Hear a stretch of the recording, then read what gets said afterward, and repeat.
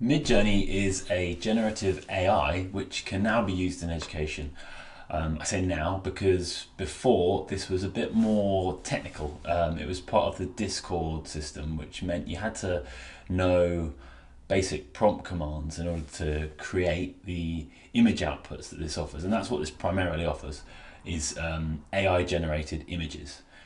Now the new system is far more education friendly because it runs through Midjourney's own desktop system. So you don't need to know the code prompts anymore. You can go straight in and write what you require, and you get the images up. There's a lot more tools and apps. It's more icon based than the previous version. The Discord version is still available, and there's a community there that you can get involved in, but that's open and not something that you'd probably allow students to go to on their own without supervision.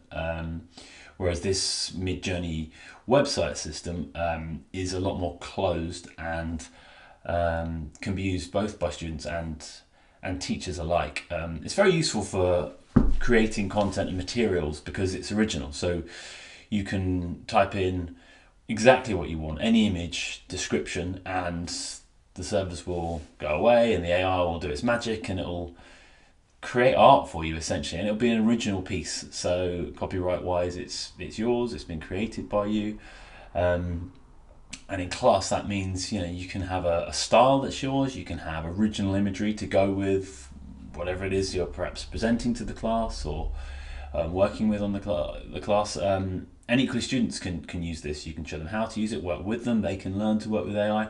And one of the keys here is getting the right description. So you'll get an output of an image and it might not be spot on, but then you can vary it, edit it, change it, have more, and that allows you to kind of get creative in terms of what you're asking for, but it also can create images that you might not have thought of, different takes on things that can allow for creativity and originality in a way that you're kind of working with the AI to find it. I mean, it might be AI mistakes that lead to it or AI misinterpretations, but that can be a good thing as well because it can create originality. But the key here, I think, is to develop that language, to know what prompts to ask for and how to get the best results first time rather than go through it a few times. So in that way, it's useful for teachers to learn how to communicate with these generative AIs as a way to kind of create what you want.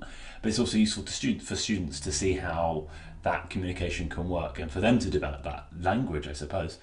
So yeah, it's very cutting edge, it's very powerful. The more you pay, the faster the image generation becomes. You have a certain amount of credits and you can spend them over time. So that's something that's worth looking into as well. But giving it a try before you kind of commit to that any tier is also a good idea. There's lots of AI image generators out there at the moment, but Midjourney is one of the original, one of the most powerful, and it's still used by professionals. So it's a really strong way to start into that platform, and it's now easier to use than ever.